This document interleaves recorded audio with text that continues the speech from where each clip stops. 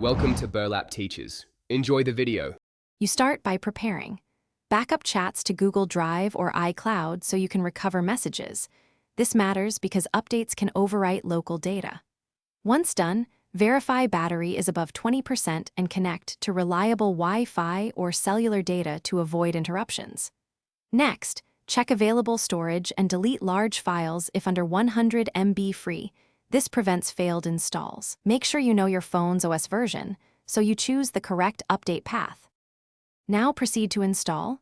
Open the App Store or Google Play Store, locate WhatsApp and tap Update. This replaces app files safely.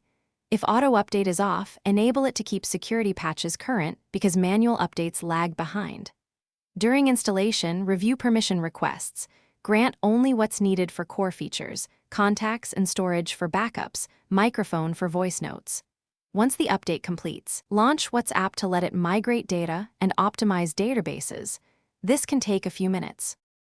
Finish by opening WhatsApp and confirming backups restored.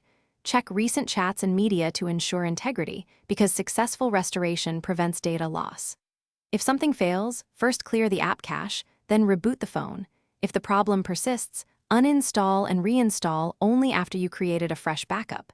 This guarantees you can restore messages.